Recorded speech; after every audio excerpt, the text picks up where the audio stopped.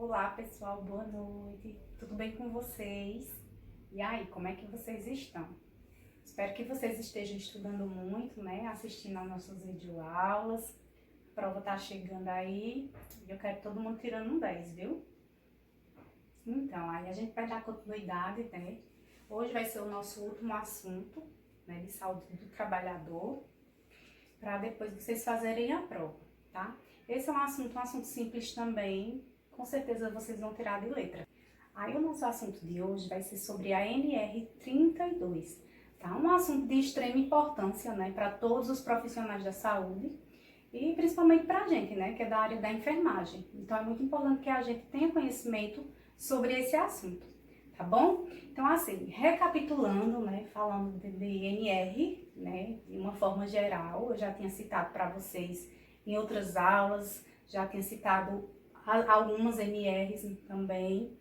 E a NR, ela vai ser uma norma, né, que vai orientar sobre os procedimentos obrigatórios, né, para proteção, né, da segurança e da saúde do trabalhador. E a NR32, ela vai falar sobre a proteção, né, da segurança e da saúde dos profissionais da saúde, tá? De todos eles no geral, tá bom? Então, assim, ela vai dizer o que o profissional tem que fazer, o que o empregador tem que fazer, né? Tudo que tem que ser feito para que esse trabalhador, quando ele estiver ali na sua função, ele seja protegido e esteja seguro, tá bom? Tipo, que seja seguro em relação a uma prevenção de um acidente ou que ele não venha desenvolver uma doença ocupacional, tá? Não venha adoecer. Não sei se vocês lembram de doença ocupacional, que é aquela doença que ela é ocasionada devido ao seu trabalho, à sua função. Então, aquela função que eu exerço fez com que eu adoecesse. Então, por conta disso, se chama doença ocupacional, né? Que é a doença do trabalho. Então, a ANR, ela vem para isso, vem para proteger o trabalhador em relação a isso, né? Para que ele não venha desenvolver essa doença, uma doença ocupacional, e que ele também não venha ter um acidente, tá? E a NR32, como eu falei para vocês, ela vai estar relacionada aos profissionais da saúde, todos eles. Então, tudo que tiver relacionado a serviço de saúde, profissional de saúde, né, em relação à sua segurança e proteção, a NR32 vem tratar, tá bom?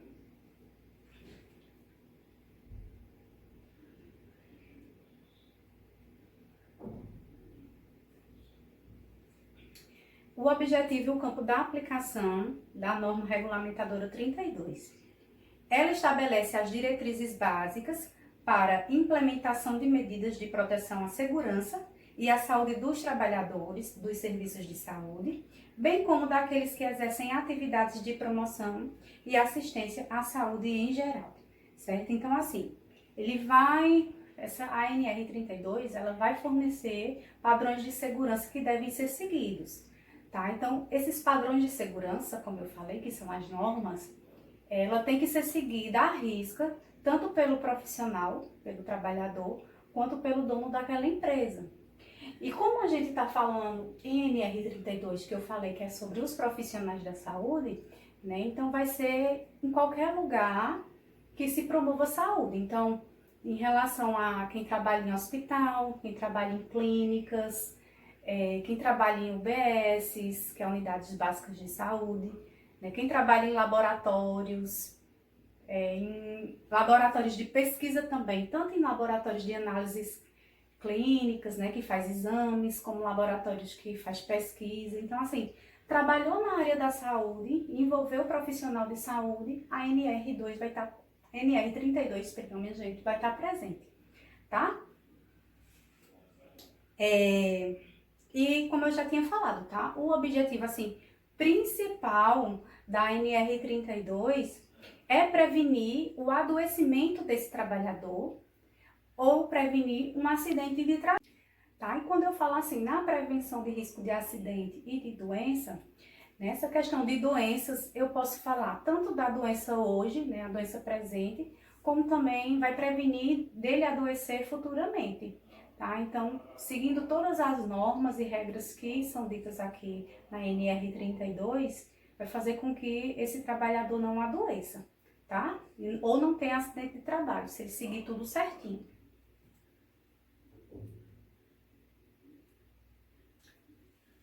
É a segurança do trabalho, né? Ela pode ser entendida como um conjunto de medidas que são adotadas visando minimizar os acidentes de trabalho, tá?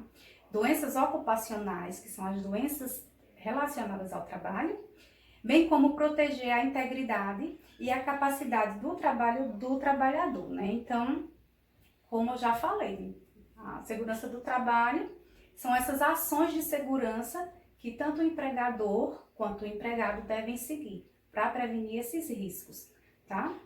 No caso da NR32, que visa os serviços de saúde, onde a exposição com riscos biológicos, químicos, acidentes e ergonômicos é aplicada.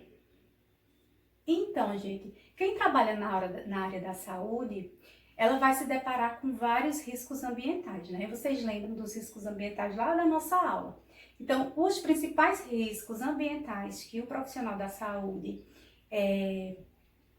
ele tá ali, vamos dizer assim, exposto, tá? São o quê? São os riscos biológicos, são os riscos químicos, o risco de acidentes e os ergonômicos, né? Então, a gente lembrando de todos eles, os riscos biológicos, né, vão ser aqueles que vão estar envolvendo micro-organismo, né? Então, contaminação por micro-organismos. Quando a gente fala de micro-organismo, né, são os vírus, as bactérias, protozoários, fungos, parasitas, né? Então, tudo que for micro-organismo, assim, que for um serzinho vivo que cause um adoecimento, que cause alguma doença, né? A gente fala de risco biológico. Risco químico, né? Que é relacionado a alguns produtos químicos. Risco de acidentes também. E os riscos ergonômicos, né? Os riscos ergonômicos, não sei se vocês lembram, que é aquela questão que eu falei de quando altera a anatomia ou a fisiologia do ser humano, né? Então, tudo que vai alterar a anatomia do meu corpo ou a fisiologia do meu corpo é um risco ergonômico, né? Então, por exemplo, se eu me sento e me sento com a coluna curvada, minha coluna não é para ser curvada, né? Minha coluna é para ser retinha, né? E fazer o S. Então, se eu tô sentando com a coluna curvada, eu tô mudando a anatomia da minha coluna. Então, se eu ficar fazendo sempre isso, posteriormente, eu vou desenvolver uma dor na coluna, uma dor lombar, certo? E essas dores, né, devido à má postura, é um risco ergonômico, tá bom? Então, tudo que ofereça uma má postura, uma falta de uma iluminação, né, uma iluminação precária, porque vai fazer com que eu fique, vamos dizer assim, juntando os olhos, né, forçando os olhos para conseguir enxergar. Então, tudo que vai alterar a minha anatomia ou a minha fisiologia natural vai fazer com que eu desenvolva algum problema ergonômico, tá bom?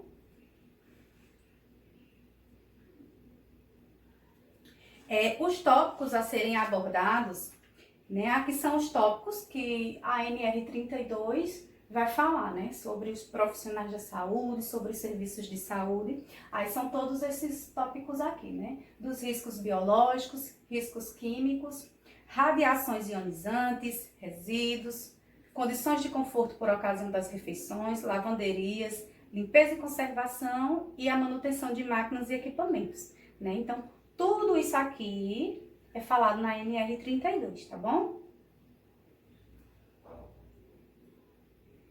Vamos começar falando dos riscos biológicos, né? Então, como eu falei para vocês, são os riscos de contaminação por micro-organismo. Primeiro, o cuidado com o pérfuro cortante, né? Então, é o primeiro risco biológico. Então, pérfuro cortante vai ser todo objeto, né, que pode perfurar ou cortar o ser humano, certo? Então, em relação ao profissional da saúde, esses pérfuro cortantes são o quê? São seringas, são agulhas, tesouras, lâmina de bisturi, que mais? Gelcos, scalpes, Então, tudo que possa perfurar ou cortar o profissional de saúde, a gente chama de pérfuro cortantes, tá? Quando o profissional ele vai realizar um procedimento que ele vai manusear esse tipo de objeto, né, então ele tem que dobrar o seu cuidado. Certo? Ele tem que ter muito cuidado, prestar atenção no que ele está fazendo, para não ter o risco de ter um acidente ali, né? E ele se contaminar. Então esse cuidado ele tem que aumentar ainda mais depois que ele faz o procedimento. Que depois que é feito o procedimento, é que aquele objeto vai estar contaminado com o sangue do paciente. E se esse paciente ele tiver algum tipo de doença que seja transmissível pelo sangue e aquele profissional ele se contamine, né, ocorra algum acidente, ele com certeza ele vai ser infectado por a doença que o paciente tem. Certo? Então, por isso que tem que ter esse cuidado em relação aos pérfuros cortantes, né? Em relação ao seu manuseio, tá? Então, foi fazer o procedimento no paciente, foi administrar uma medicação, né? Qualquer procedimento, terminou ali, pega aquele objetozinho e coloca na caixa de pérfuro cortantes, tá? Também a gente tem que lembrar disso, que esse tipo de material, ele não pode ser simplesmente jogado no lixo, tá? Porque senão, vamos dizer assim, o pessoal que trabalha na higiene, né, na limpeza, pode correr o risco de se furar, de se cortar, né, e acabar se contaminando.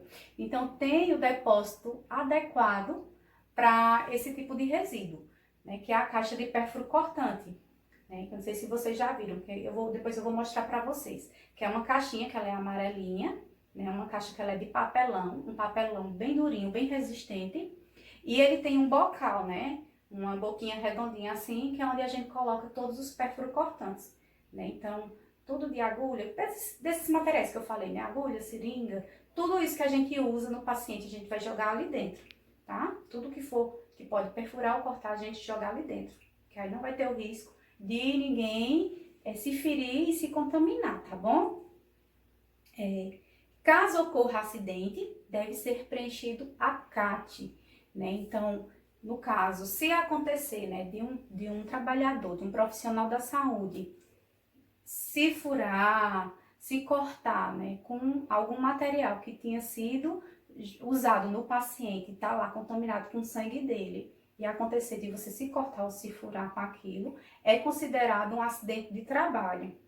Acidente de trabalho por risco biológico, né? Então, corre o risco daquele trabalhador, né, ser infectado por alguma doença que o paciente tenha.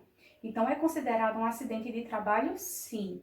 Então, como todo acidente de trabalho, a CAT deve ser preenchida e emitida, né? A gente já teve uma aula também falando sobre CAT, que é a comunicação, né, de acidente de trabalho, CAT, comunicação de acidente de trabalho, né, que é um documento que deve ser preenchido e enviado ao INSS, né? Esse documento ele deve ser preenchido pela própria empresa e enviado lá para o INSS dentro do período de 24 horas, tá? Não pode passar desse período. E caso seja, vamos dizer assim, um acidente mais grave, que o trabalhador ele venha a óbito, a CAT ela deve ser preenchida imediatamente, tá? Então, foi um acidente que o paciente não veio, paciente não, gente, que o trabalhador não veio a óbito, então tem que ser emitido em até 24 horas. Houve o óbito, tem que ser emitido imediatamente, tá? E é obrigatório, tá? Vocês lembrem disso. Já falei, eu acho que vocês lembram disso. Tem que ser obrigatório o preenchimento da CAT.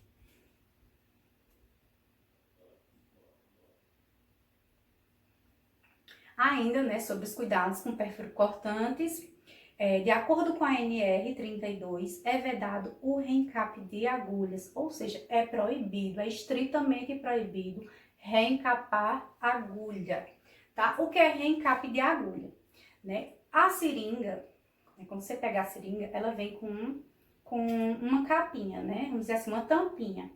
Aí a gente tira, né? Quando a gente administra a medicação no paciente, a gente tem que pegar aquela seringa e jogar dentro da caixa de pérfuro cortante, certo? Tem que jogar lá dentro.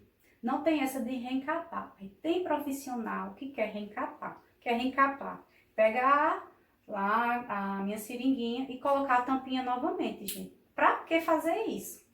Né? É totalmente desnecessário, porque uma vez que eu jogo a seringa dentro da caixa de resíduo de perfuro cortantes, não tem perigo nenhum de ninguém se furar, tá? Então não tem necessidade nenhuma de reencape. Então a NR32, ela proíbe o reencape, tá? A caixinha de perfuro cortante, ó, que eu falei, é essa daqui, tá? Tá vendo? Ela é amarela e o material ele é bem resistente, bem durinho mesmo. Aí você vai e solta aqui dentro, tá? Então não precisa reencapar a agulha, né? É proibido. Mas quando você reencapa, você corre o risco de você se contaminar, se furar e se contaminar. A maioria dos acidentes ocorre dessa maneira, em relação a estar reencapando. As caixas de descarte devem encher até 5 centímetros abaixo do bocal. Então, nada de você deixar a caixa encher até esborrotar, tá? Não pode.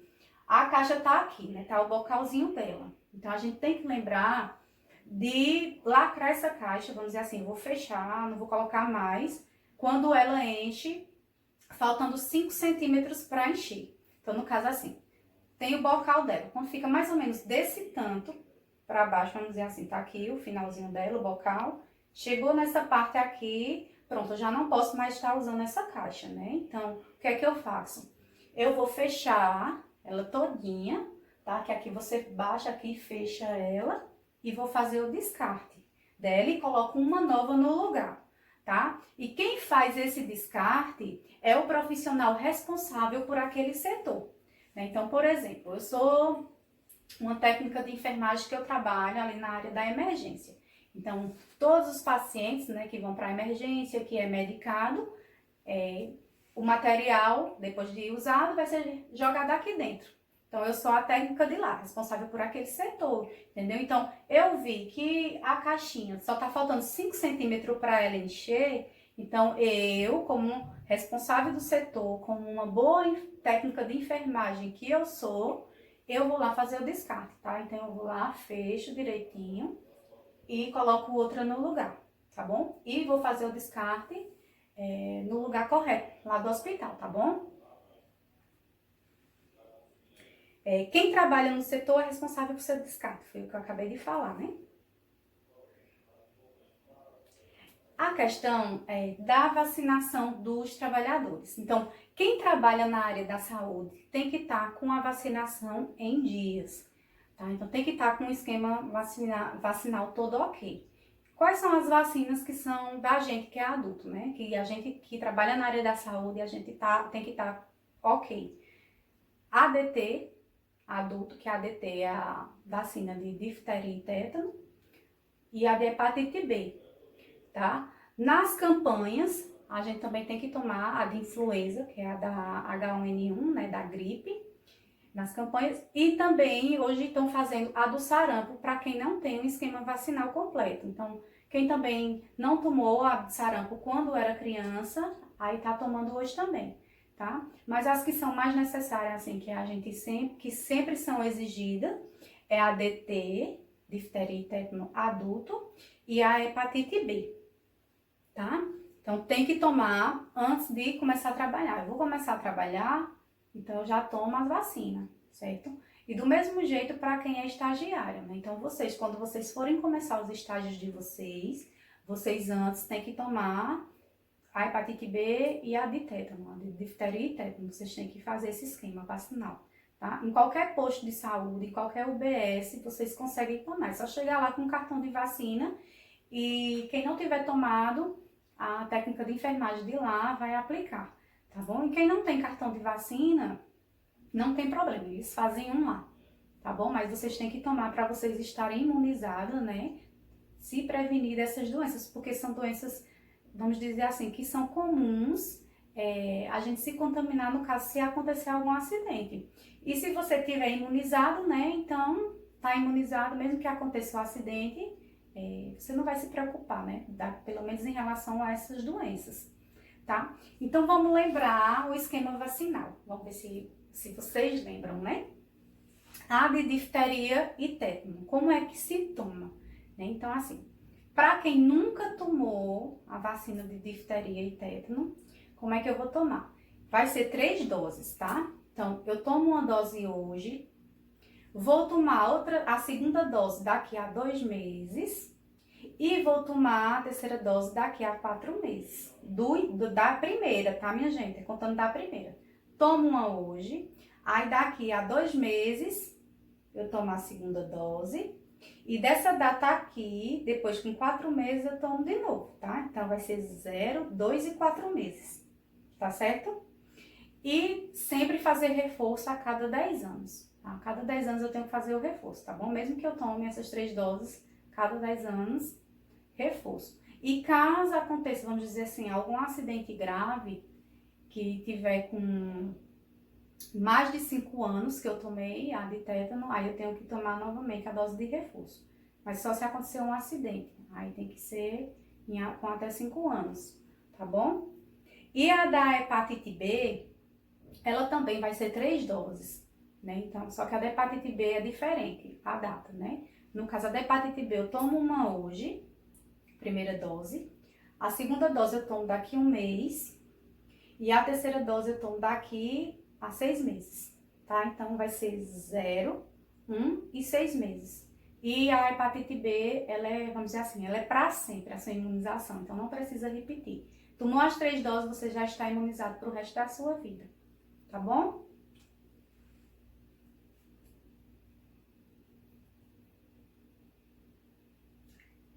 Quais as medidas de proteção, né? Então, assim, lavar as mãos antes e depois do uso das mesmas e a cada troca de luvas, certo? Então, eu tenho que lavar minhas mãos quando? Sempre que eu for fazer algum procedimento. Qualquer procedimento que eu for fazer, eu tenho que lavar minhas mãos antes. Terminei o meu procedimento, lavo as mãos de novo, tá? Independente de eu ter usado luva, apesar que tem que usar luva, né, minha gente? Tô falando até errado aqui. Então, usei minha luva, tirei minha luvinha, lavo de novo, tá? A questão de usar luvas, né, não vai tirar a minha obrigação de lavar as mãos. Então, eu lavo as minhas mãos, faço o procedimento com a luva, tiro as luvas e lavo minhas mãos novamente, tá? Então, essa é uma medida de proteção, vamos dizer assim, é uma das maiores medidas de proteção que tem para quem trabalha na área da saúde. É essa questão da lavagem das mãos, né? Então, quando você lava as mãos direitinho, você tira muitos micro-organismos que ficam ali nas suas mãos. Então, não corre o risco de você estar contaminando os pacientes, né? Trabalhadores com feridas ou lesões nos membros superiores só podem iniciar suas atividades após avaliação médica. Então, se eu sou um trabalhador da saúde e vamos dizer que eu estou com algum corte, alguma feridinha na minha mão, nos meus dedos, né, o que é que eu posso fazer? Eu não posso simplesmente ir trabalhar, né, porque corre o risco de eu me contaminar, porque, vamos dizer assim, aquele cortezinho ali, aquela feridinha, né, aquela abertura, né, então é uma entrada assim propícia para micro-organismos, para contaminação, para tudo. Então, eu peço para o médico avaliar, né, ele vai olhar como é que tá, vai ver se tá profundo, se não tá, e com certeza eu vou ter que fazer um curativozinho para poder eu trabalhar, tá? Então, se eu cortei meu dedo, digamos, tá um cortezinho, então eu faço um curativo ali com esparadrapo, tá? Mesmo que eu vá usar luva, tá? Tem que fazer esse curativozinho, tá bom? É bem comum, assim, às vezes acontecer da gente que é mulher, né? Vai fazer a unha, aí a manicure faz um bifezinho ali, aí fica aquele corte. Aquilo ali é uma entrada para micro-organismo, tá? Para contaminação. Então tem que fazer o curativozinho, né? Enrolar um esparadrapo ali, vedar bem direitinho, para não ter risco da gente se contaminar, tá? Com o fluido dos pacientes. Porque a gente se contamina, não é só por sangue, não. Um vômito, qualquer fluido do paciente, pode acontecer de ter uma contaminação por ali, tá? Deve-se comunicar todo o acidente ou incidente com possível exposição a agentes biológicos ao responsável pelo local de trabalho e à segurança do trabalho. Então, se acontecer de eu ter um acidente com pérfuro cortantes, imediatamente eu tenho que falar, né? Imediatamente eu tenho que procurar o responsável geral, né, dali. Geralmente tem o responsável, a gente que vai ser da enfermagem, a gente que é da enfermagem, a gente vai ter o nosso responsável legal ali daquele setor, então a gente tem que comunicar imediatamente sobre o acidente, tá? Para poder ser tomadas as medidas cabíveis, né? Porque geralmente quando acontece um acidente desse, tem todo um protocolo que tem que ser seguido, tá? Acho que eu passei 2. Pronto. Aí, em relação a quem trabalha na saúde, o que não é permitido, tá? Para, vamos dizer assim, evitar a contaminação, evitar a infecção por micro-organismo biológico, né? Então, o que é?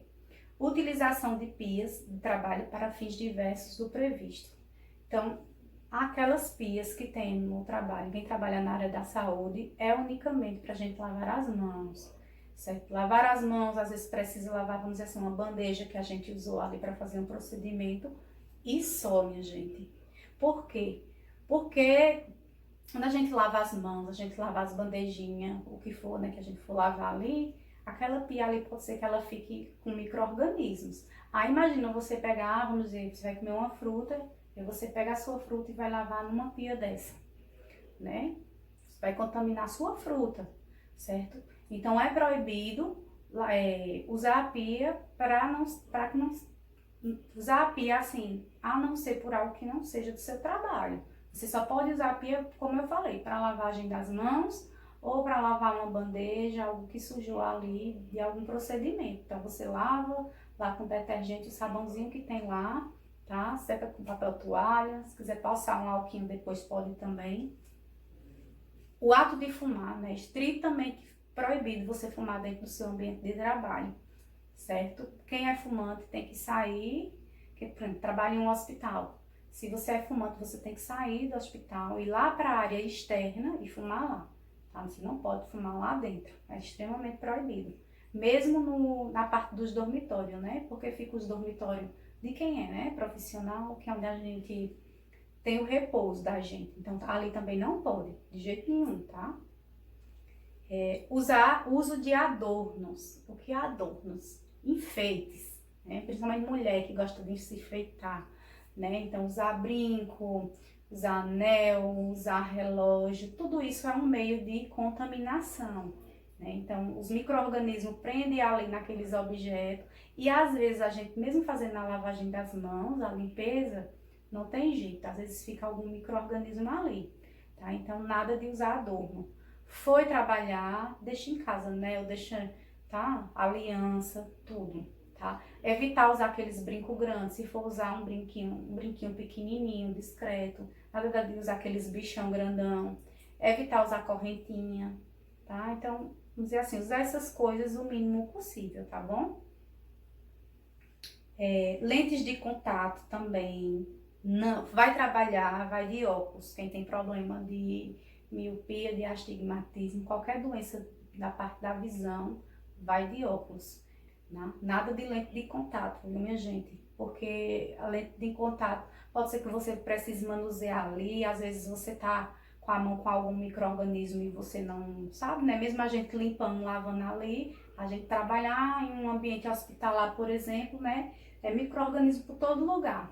Então você vai contaminar a sua lente de contato, pode causar uma doença no seu olho, então é proibido o uso de lente de contato, quem trabalha na área da saúde.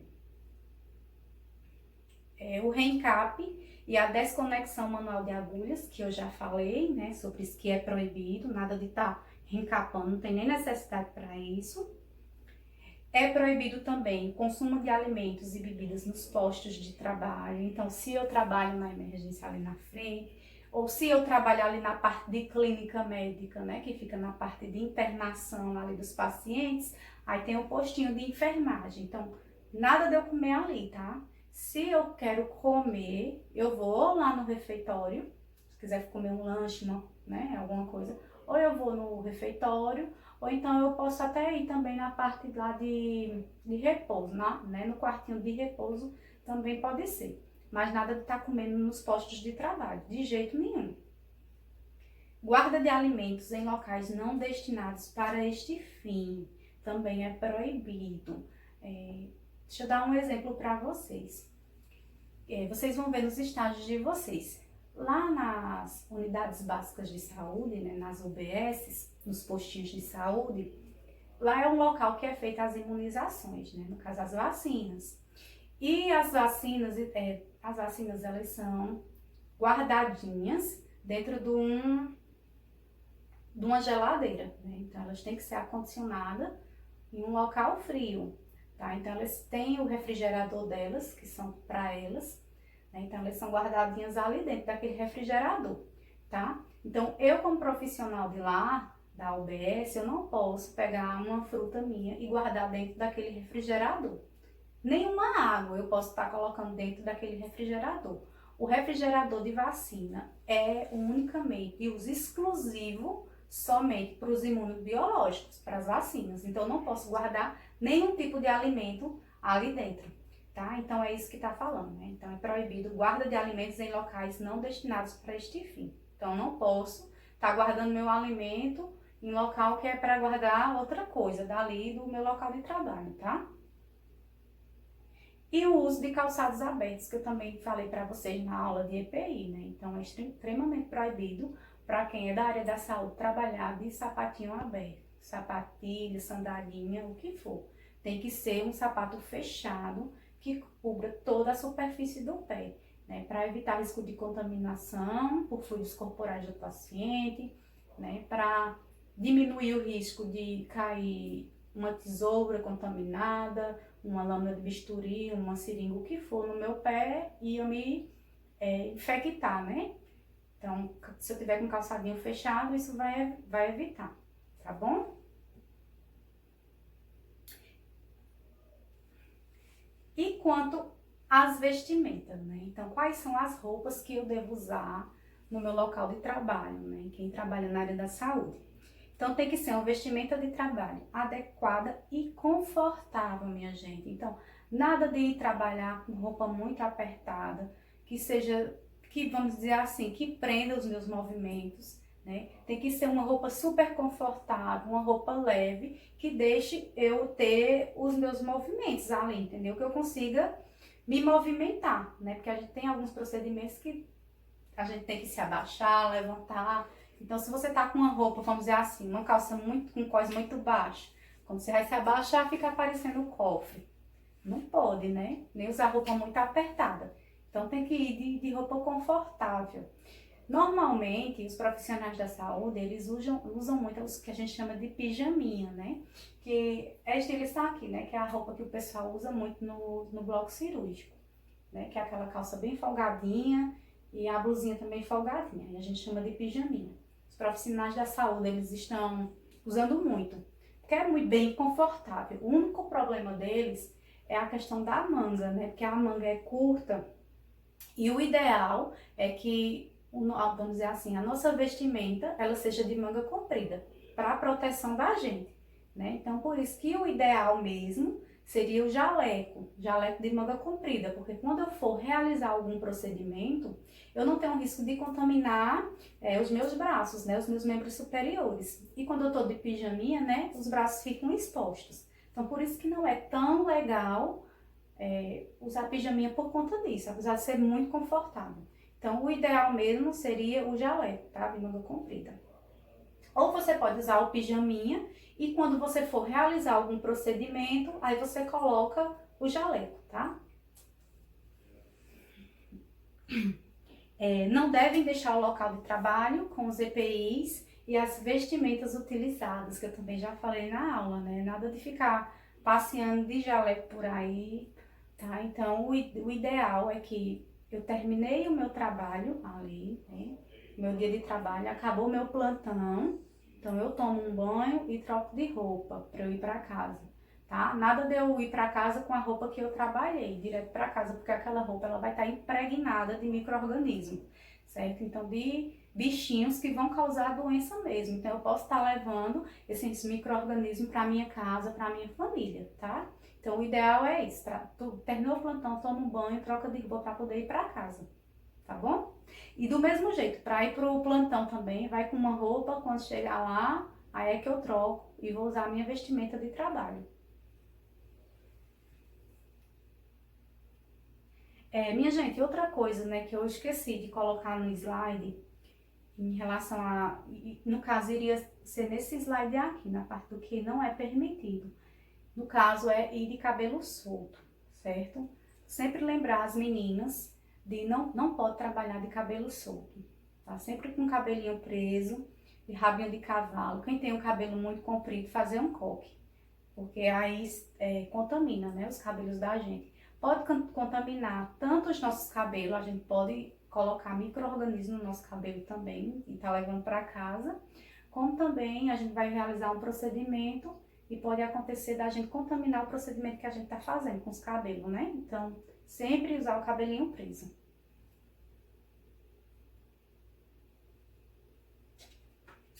Então, em relação aos riscos químicos, né?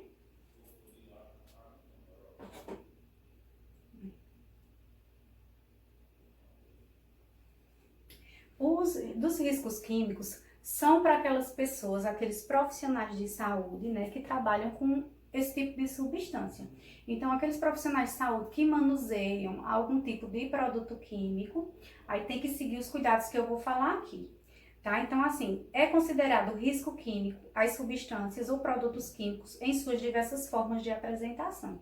Então, o produto químico, ele vai estar se apresentando de várias formas, né? Tem o produto químico que ele é líquido, tem o que é sólido, tem o gasoso, né? Que é o vapor, tem tudo, poeira, neblina, fumo, que é a fumaça. Então, o produto químico existe de todo jeito, né? Então, de toda forma, vamos dizer assim. Então, se é um trabalhador da saúde que lida com produtos químicos, ele vai estar dentro do risco químico também. Então, o risco de se contaminar, tá? Quais são esses profissionais que a gente pode citar aqui da saúde? Então, tem os farmacêuticos, né, que os farmacêuticos, eles estão sempre manipulando ali produtos químicos, né, na fabricação de medicação, de medicamentos. Então, os farmacêuticos são uns, então, quem trabalha com esse tipo de produto, né, sempre tem que usar os EPIs adequados. Então, vai manusear produto químico, eu tenho que estar com os EPIs certinhos. Tá? Geralmente o capotezinho, né? O capotezinho, óculos de proteção, máscara, luva, né? Geralmente são esses EPIs que são usados para quem trabalha com produto químico. E a gente viu, né, lá na nossa aula de riscos ambientais, que os produtos químicos, eles são bem nocivos, à nossa saúde. Então, ele pode causar várias doenças, né? Então, desde uma simples dor de cabeça, né, de uma cefaleia, ela pode causar uma fadiga no nosso corpo, pode causar algum problema de pele, algum problema cutâneo, né, uma irritação de pele, pode causar alguma alergia na minha pele, pode causar também, dependendo se for, vamos dizer assim, vapor, né, pode causar algum problema também nos meus olhos, irritar a minha mucosa ocular.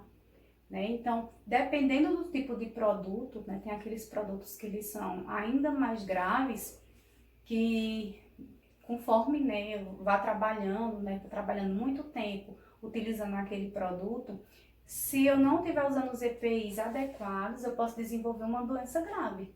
Né? Então, existem produtos químicos que eles alteram as células do nosso corpo e com o tempo a gente pode desenvolver um câncer.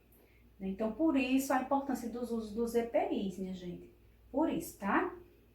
Então, assim, até pra gente que é da área da saúde, tem alguns produtos que são químicos e que são nocivos, né? Então, por exemplo, quem trabalha na parte de centro cirúrgico, ali na parte, né, bloco cirúrgico, quando um paciente, ele vai ser submetido a uma cirurgia, dependendo do tipo de cirurgia, né? Se for uma cirurgia que vai remover uma parte do seu corpo, retirar algo de dentro do seu corpo, o que eles removeram ali do seu corpo tem que ser levado para a biópsia.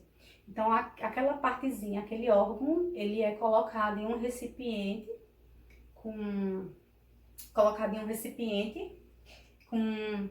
formol, e é entregue ao paciente. Aí o paciente vai levar para fazer uma biópsia, fazer uma análise, né? Para saber se aquilo ali é benigno ou maligno.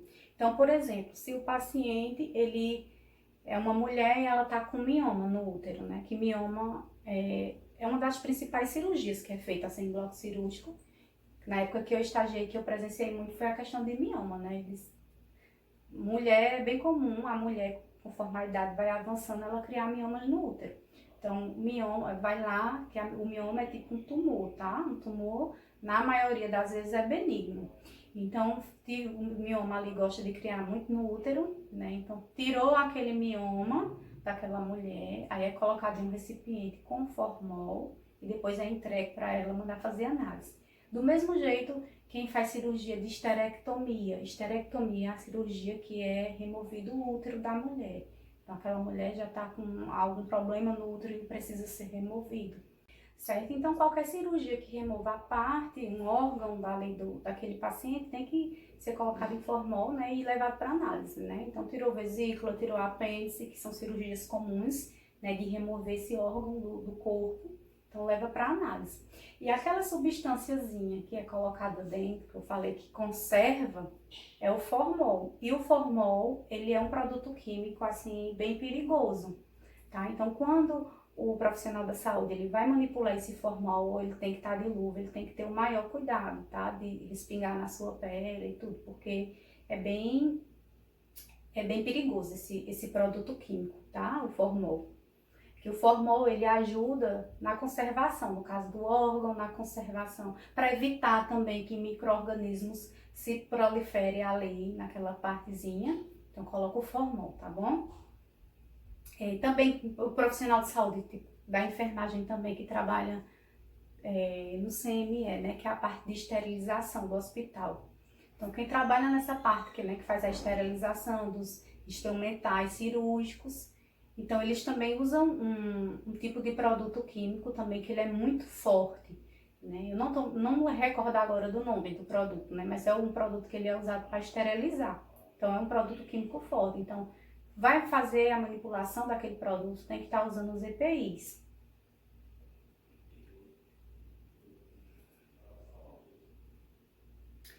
Lembrando também que tem também a questão dos profissionais da higiene, os profissionais da limpeza ali também, né? Eles não são profissionais, vamos dizer assim, da saúde em si, mas aqueles que trabalham ali no hospital, que trabalham em algum serviço de saúde, eles também entram, né, aqui nessa parte de risco químico, né? Por quê? Porque eles usam detergentes, eles usam desinfetantes, e esses produtos químicos, eles são diferentes daqueles produtos químicos, né, dos detergentes e desinfetantes que a gente usa na nossa casa, né? Então, os de hospitais, é óbvio que eles vão ser muito mais fortes, né? Então, tem muito mais componente químico ali dentro.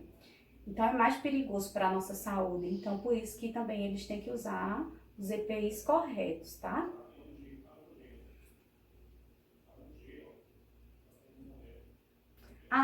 Que fala, né, que as vias de entrada do agente químico no organismo são respiratória, digestiva e cutânea.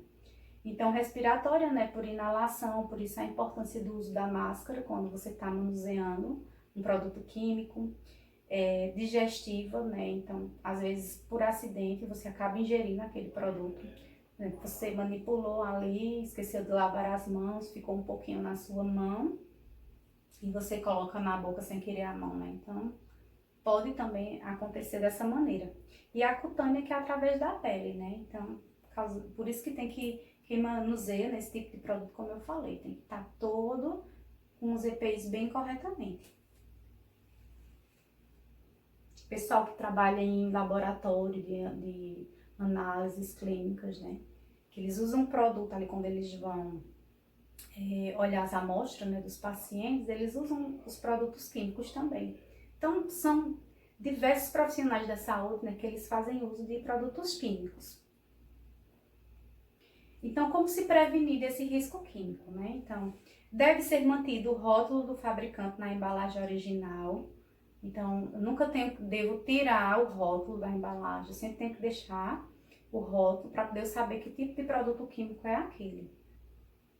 É vedado o procedimento de reutilização das embalagens, certo? Então, acabou aquele produto químico que estava ali naquele recipiente, nada de eu lavar para reutilizar para outra coisa, não pode. acabou aquela embalagem tem que ser jogada fora, tá? Deve constar o inventário de todos os produtos, tá? Essa parte de inventário é como se fosse um documentozinho que coloca a descrição de todos os produtos que tem ali. No caso, como a gente está falando de produto químico, né? Então, esse inventário vai ser esse, tipo um documento, uma listazinha com o nome de todos os produtos químicos que tem ali naquele local. Deve conter uma ficha com características, risco, medidas de proteção, condições e locais de estocagem e procedimentos de emergência. Então, tem que ter, vamos dizer assim, uma fichinha lá com o nome dos produtos que tem. Então, como é que aquele produto age, como eu tenho que me prevenir, quais são os EPIs necessários. Em caso de acidente com aquele produto químico, qual é o protocolo que eu tenho que seguir. Tá? Então, tem que ter tudo isso, tá? Então, é como se fosse uma norma mesmo. Tem que ter aquilo ali naquele local de trabalho, onde eu vou estar manuseando aqueles produtos químicos. Na elaboração e implementação, deve ser considerada as informações contidas nas fichas. Cabe ao empregador capacitar inicialmente e de forma continuada os trabalhadores envolvidos, né? Então, aqui, parte de capacitação. Como é que eu vou manusear? Como eu tenho que usar adequadamente os EPIs, como eu tenho que manusear de forma adequada esses produtos químicos. Então, o dono daquela empresa, o dono do hospital, o dono daquele laboratório, tem que capacitar aquele profissional. Essa capacitação deve conter a apresentação das fichas, procedimentos de segurança, procedimentos a serem adotados em caso de emergência, né? Então, não só como eu devo manusear aquele produto químico, na parte da capacitação, né, tem que me capacitar em relação a tudo. O que fazer no caso de emergência, como eu tenho que preencher as fichas, tudo direitinho.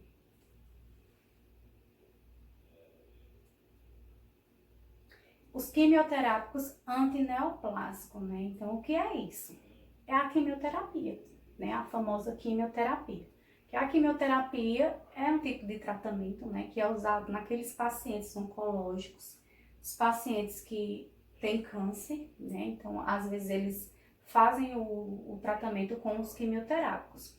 Os quimioterápicos são combinações de produtos químicos, certo? Então, é feito tipo um medicamento com esses produtos químicos, que é o que a gente chama de quimioterapia, tá? Então, essa quimioterapia, esse paciente que tem a doença, ele vai usar essa quimioterapia. Esse tratamento ele pode ser feito por várias vias de administração, né? Ela oral, ela endovenosa, intramuscular, então, subcutânea. Existem várias formas do paciente tomar essa quimioterapia, se submeter a essa quimioterapia, né?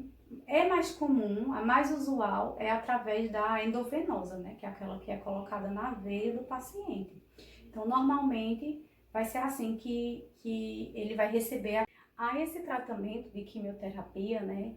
Normalmente, ele é usado associado com cirurgia, né? Então, o paciente ele faz uma cirurgia para remover o tumor, aí depois é feito as quimioterapias, depois, né, posteriormente, para poder, vamos dizer assim, remover todas as células cancerígenas que tiver ficado.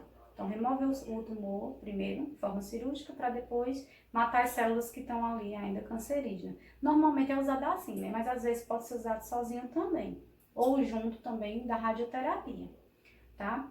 Então, assim, a quimioterapia, ela, para um profissional de saúde trabalhar com a quimioterapia, ele tem que ser capacitado, não é qualquer profissional, né? Tem que fazer uma capacitação, porque requer todo um cuidado no manuseio desse produto, desse tratamento, tá? Então, tem que ser feito com uma técnica asséptica, tá? Então, com o maior cuidado possível, tem que ser tudo estéril, tudo esterilizado ali, tá? Então, o profissional que vai fazer a manipulação do tratamento da quimioterapia, ele tem que usar os EPIs também correto, tá? Então, normalmente ele vai usar o avental, né, o capotezinho longo, né, com manga longa, geralmente ele é longo também.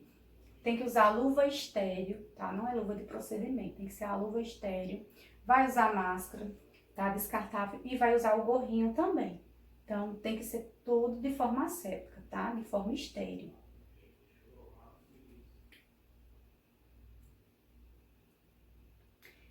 Das radiações ionizantes.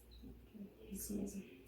Das radiações ionizantes. Qual deve ser a postura de quem trabalha próximo às radiações, né? A gente já falou também sobre radiação lá na nossa aula de risco ambiental, né? Que a radiação ionizante, ela é um risco físico. Então, assim, os profissionais que trabalham com esse tipo de radiação, normalmente são os técnicos de radiologia, né? Que trabalham com isso. Porém, nós da enfermagem, às vezes, vamos dizer assim, levamos um pouquinho de radiação. Né? Então, por exemplo, se eu trabalho em um hospital e aquele paciente que está ali internado, ele precisa tirar uma radiografia, então o técnico de enfermagem ele vai pegar o paciente, né, vai levar lá para a salinha de raio-x e depois vai levar de volta o paciente lá para a enfermaria dele. Né? Então, nesse percurso, nesse períodozinho, o profissional de enfermagem acaba tomando um pouco de radiação, né? Porém, não se compara com a radiação do técnico de radiologia mesmo, né? Então, por isso que é importante ter algumas posturas, como está dizendo aqui, né? Então, o que é que tem que fazer para tentar minimizar essa radiação, certo?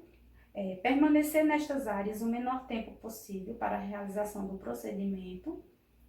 Então, o técnico de radiologia só vai entrar lá na sala quando ele for fazer o raio-x do paciente.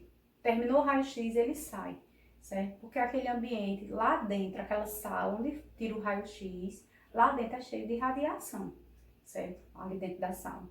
Fora não. Vocês lembram que eu falei em relação ao chumbo, né? O chumbo é uma barreira de proteção para a radiação. Então, as paredes da sala, elas todas são revestidas por chumbo. Então, se você saiu da sala, aquela radiação que tem lá dentro, ela não vai ultrapassar a parede, porque a parede ela tem que ser toda revestida de chumbo. Então, esse profissional, ele só deve entrar na sala quando ele for fazer o raio-x. Nada de ficar lá dentro sem necessidade. Está capacitado inicialmente e de forma continuada em proteção radiológica, certo? Então, não basta eu só saber tirar o raio-x, né? Eu tenho que saber usar os EPIs adequadamente, tá? Não sei se vocês lembram os EPIs, né, que eu falei, né? Tem a questão do avental de chumbo. Todos os EPIs desse profissional tem que ter revestimento de chumbo, que aí ele não passa a radiação para ele. Então, ele usa o avental de chumbo, certo? Tem o protetor da tireoide, né, que é um protetor que coloca aqui, que aí vai proteger, né, de radiação não penetrar na glândula tireoide.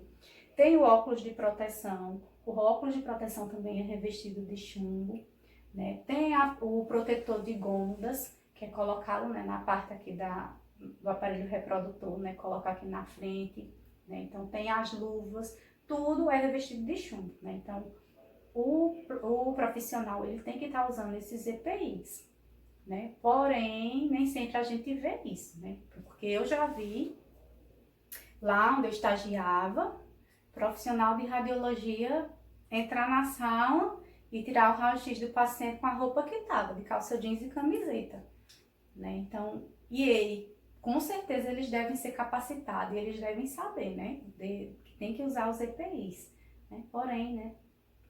Tem muito profissional que a gente sabe que é irresponsável. Eles não pensam que aquele acúmulo de radiação futuramente vai fazer um mal para ele danado, né? Ele pode desenvolver um câncer, né? Devido ao acúmulo de radiação.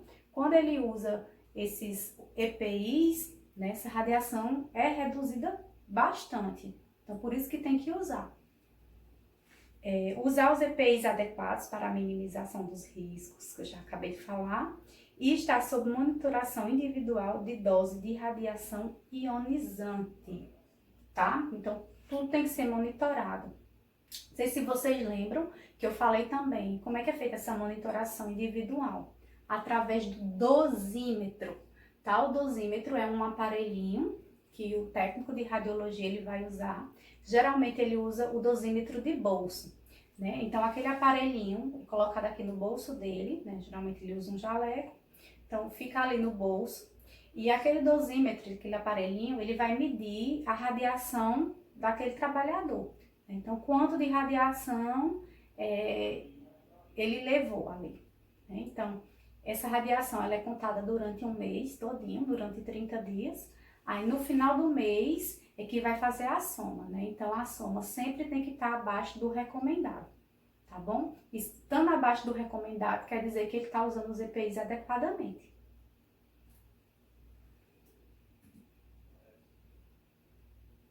A sala de raio-x deve dispor de sinalização visível nas portas de acesso contendo o símbolo de radiação. O símbolo de radiação é esse aqui, amarelinho, tá? Então, esse símbolo, toda vez que vocês verem esse símbolo em amarelo e preto, significa que tem radiação ali, certo? Então, tem que ter uma plaquinha sinalizando que tem radiação. Então, eles colocam fora da sala para poder saber, né, os profissionais saberem que ali é a sala onde faz raio-x, onde emite radiação. Sinalização luminosa vermelha com o seguinte aviso de advertência. Quando a luz vermelha estiver acesa, a entrada é proibida. Então, isso significa que ele está tirando raio-x de um paciente, né? Então, fica uma luzinha também do lado de fora da sala, parecendo aquela sirenezinha da polícia. Então, fica aquela luzinha ali. Quando ela está acesa, ela está avisando que está sendo usado a sala, né? Então, estão fazendo um raio-x em algum paciente. A sinalização luminosa deve ser acionada durante os procedimentos radiológicos, né? Então, foi o que eu falei. E as portas de acesso devem ser mantidas fechadas durante as exposições. Então, tem que deixar a porta fechada.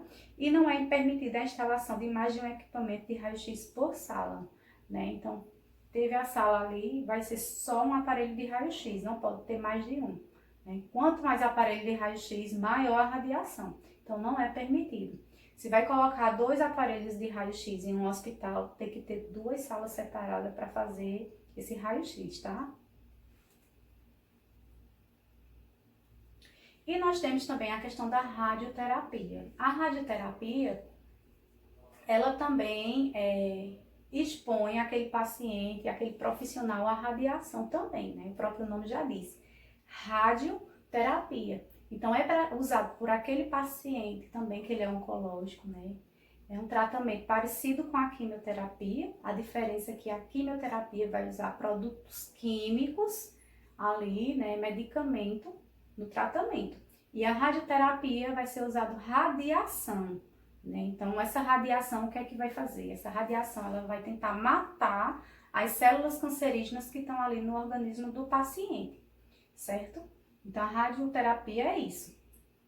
É usar a radiação, né, de forma benéfica, né? Usar a radiação para matar essas células cancerígenas, certo? Lógico, quando faz isso, acaba comprometendo um pouco as células normais também, né? Vai comprometer um pouco. Porém, a radioterapia geralmente é um tratamento rápido, né? Não são muitas sessões que aquele paciente vai ter que fazer, tá? Então, por isso que não interfere tanto, né, nas células sadias daquele paciente. Interfere nas células do profissional, que ele que vai estar trabalhando ali, vamos dizer assim, diretamente com aquela radiação também, e várias vezes, né? Então, é o seu trabalho. Então, todo o plantão dele, ele vai estar trabalhando com aquilo ali.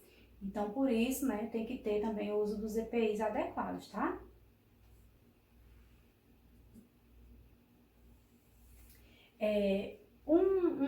Outra parte, como eu tinha falado, que tem nas NRs, que as NRs falam, é a parte do conforto durante as refeições, né? Então, o profissional de saúde, ele tem que ter o mínimo de conforto quando ele vai fazer suas refeições no seu local de trabalho. Então, ela dispõe, o que a NR 32 fala? Ela diz que os refeitórios dos serviços de saúde devem atender ao disposto na NR 24 e os estabelecimentos com até 300 trabalhadores, no mínimo, deverá ter. Então, vamos lá. O que é que tem que ter para o profissional que trabalha na área da saúde? Como deve ser a parte de refeitório dele, né? Então, a localização deve ser fora do local de trabalho.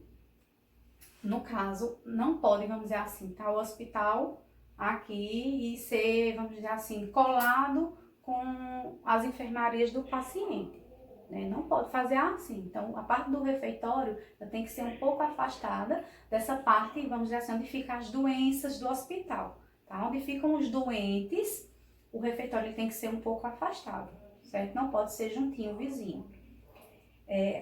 Tem que ter limpeza e boa iluminação, né? Então tem que sempre estar lá limpinho, tem que ser bem iluminado, nada de ser aquele refeitório escuro, tá? Os lavatórios instalados no próprio local ou próximo, né? Então tem que ter pias para os trabalhadores lavar suas mãos, né, antes de comer. Então tem que ser ou dentro do refeitório ou vizinho ao refeitório. Possuir equipamento apropriado e seguro para aquecimento de refeições, né? Então os equipamentos devem ser tudo apropriado, tudo adequado, tá? Tem que ter micro-ondas também, você está dizendo, ó, seguro para aquecimento das refeições, né? Então, por exemplo, se eu estou em um local de trabalho, né? Digamos, estou em um local de trabalho que lá eles não fornecem o meu almoço, porque tem local de trabalho que é assim, não fornece almoço, né? Então, eu posso levar a minha marmita, para eu não ter que ir em casa almoçar para depois voltar, né? Geralmente acontece em quem trabalha, quem é diarista. Geralmente acontece isso. Quem é plantonista não, que trabalha ali, vamos dizer, 24 horas, a refeição geralmente é por conta daquele hospital. Porém, quando você é diarista, às vezes muda, né? Lógico, vai depender da unidade de trabalho, né? Cada um é cada um.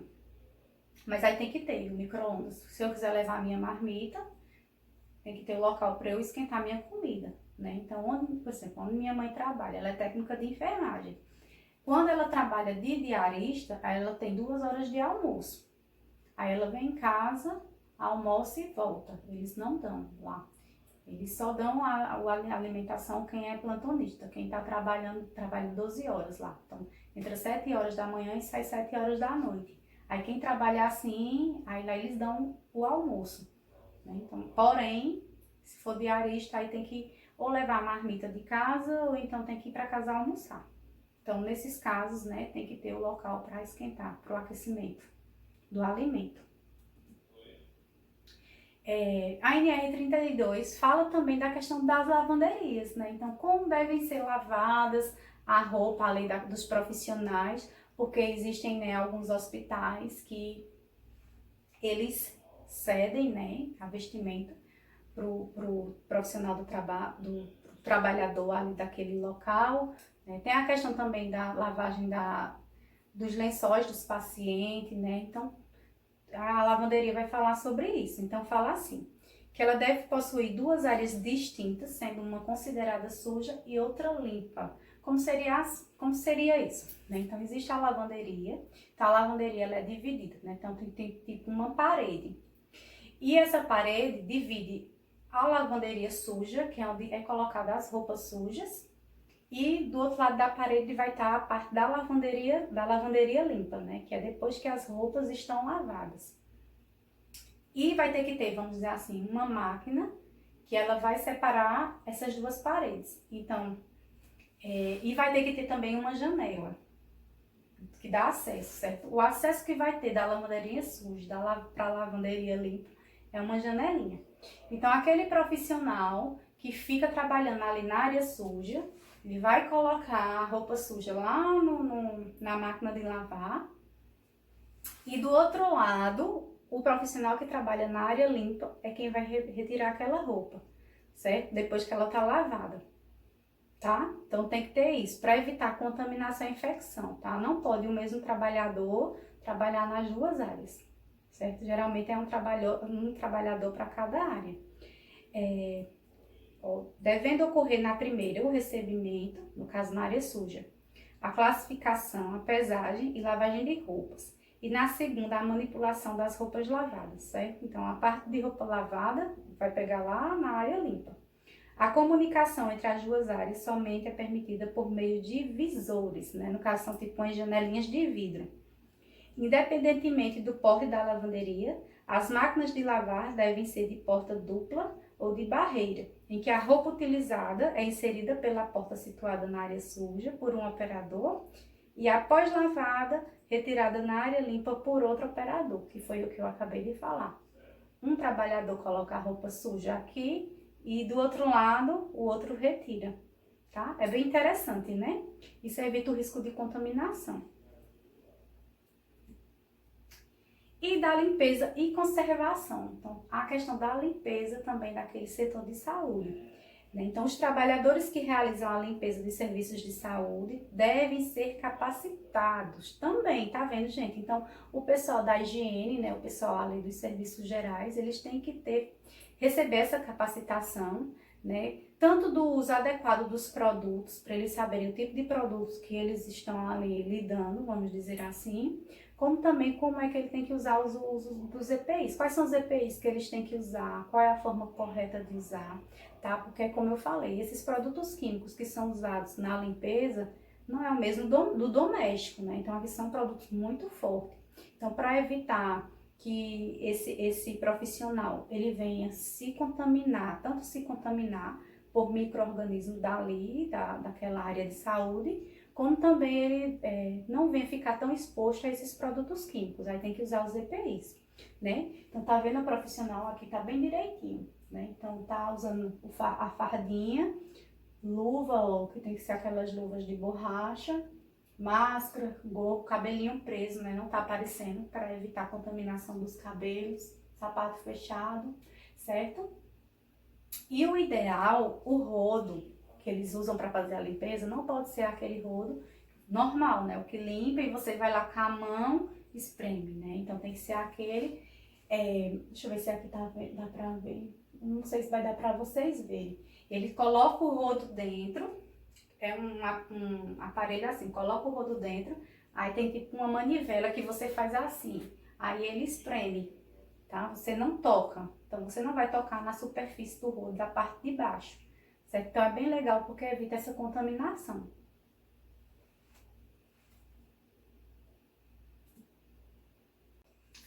Bom, minha gente, então é isso, né? Finalizamos o nosso assunto, finalizamos a nossa disciplina de saúde do trabalhador. Eu espero que vocês tenham gostado, né? É uma disciplina fácil, é uma disciplina bacana, é uma disciplina necessária e prescindível, né? Porque vocês que vão ser da área da saúde, né? Vocês têm que saber dessas coisas que foram abordadas, desses temas que foram abordados, né? No decorrer desse módulo. Então, eu espero que vocês tenham gostado, tá? Me perdoe se ficou algo a desejar, se teve algo que vocês não conseguiram entender, né? Eu tentei explicar na melhor forma possível, tento usar palavras bem simples para vocês não terem dúvidas, tá? Então é isso. Nossa prova, né? Eu já vou adiantar, já vou dizer aqui de antemão, nossa prova vai ser essa semana, porém eu só vou dizer o dia direitinho na segunda, tá? Então na nossa aula online é que eu vou explicar para vocês direitinho o dia da prova, tá? Como é que vai ser a prova, explicar tudo direitinho. Eu só digo a vocês que vocês estudem, tá? Assistam vocês vão assistir a videoaula, então depois derem uma lida nos slides. Se falta vocês assistir às aulas da semana passada, assistam, tá? Leiam os slides também, leiam os outros slides, o material, tá? As atividades que a gente fez, tá bom? Que isso vai ajudar muito vocês. E eu sei que vocês vão tirar, assim, de letra essa prova. Tá bom, minha gente? Então é isso, tá? E a gente se vê segunda, tá bom? Beijo pra vocês.